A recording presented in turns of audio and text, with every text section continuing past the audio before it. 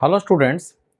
आज मैं आपको आर्टिकल 8 ऑफ इंडियन कॉन्स्टिट्यूशन एकदम कॉन्स्टिट्यूशन की लैंग्वेज में उसको डिटेल में समझाऊंगा। ठीक है, तो आप जो है इस आर्टिकल 8 को ज़रा ध्यान से देखिए कि ये क्या कहना चाह रहा है। ठीक है, और इसकी कॉम्प्लिकेटेड लैंग्वेज को हम डिटेल में जब पढ़ेंगे तो आपको ये हमेशा के लिए याद हो जाएगा।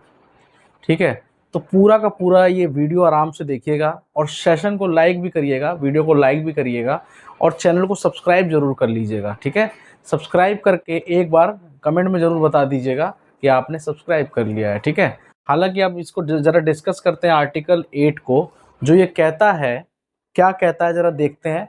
ठीक है, not with standing anything in article 5, article 5 में जो भी है वो अलग चीज़ है।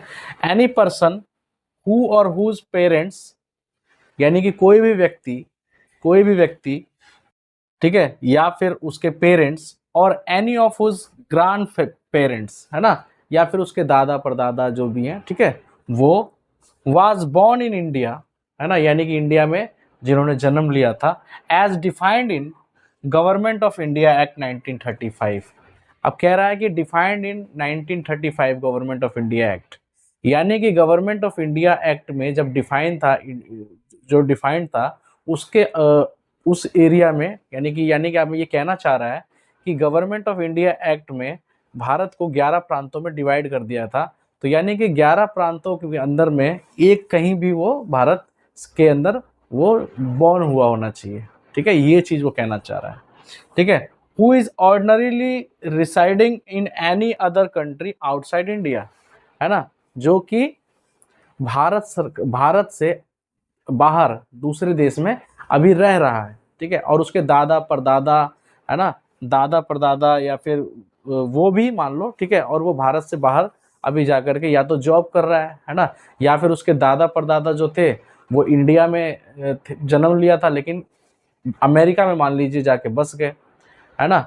तो अगर उन्होंने वहाँ की नागरिकता नहीं ली है और वो जन्म उन्होंने इंडिया में लिया है, तो क्या वो भारत की नागरिकता के लिए कैसे अप्लाई करेंगे?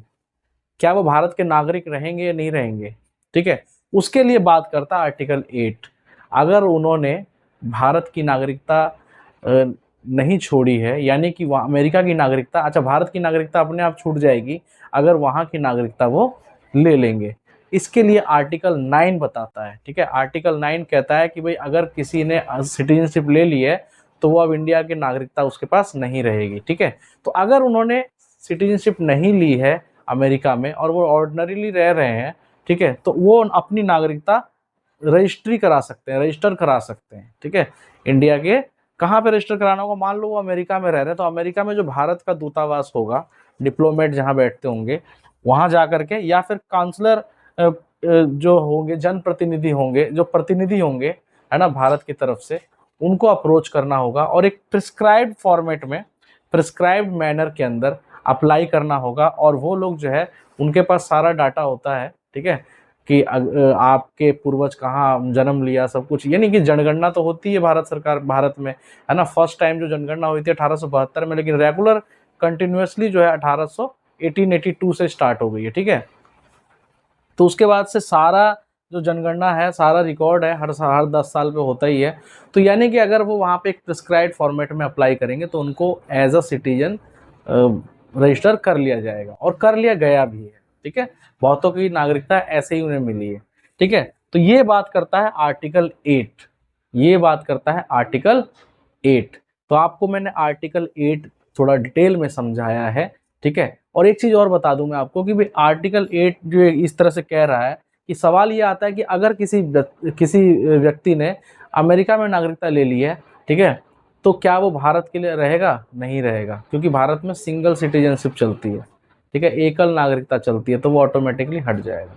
कंडीशन यही है कि उसने वहाँ की नागरिकता नहीं ली है, वहाँ पे आपको बताना पड़ेगा कि भाई मैं इंडिया की ही नागरिकता है, इंडिया में ही रहना चाहता हूँ, मैं बस यहाँ पे जॉब या फिर ऐसे ही किसी पर्पज से रह रहा हूँ। ठीक है, या फिर मेरे पापा वगैरह यहाँ जॉब करते थे इसलिए मैं यहाँ पे रह रहा हूँ। ठीक है, इस तरह से आपको बताना होगा और एक प्रिस्क्राइब्ड फॉर्मेट में आपको अप्लाई करना होगा वहाँ पर। ठीक है, और आपको रजिस्टर कर लिया जाएगा। ठीक है, तो इसी तरह की और भी इंफॉर्मेशन के लिए और भी नॉलेज के लिए वीडियो को लाइक कर लेना, चैनल को सब्सक्राइब जरूर कर लेना, ठीक है। Thank you so much guys, मिलते हैं नेक्स्ट वीडियो के अंदर।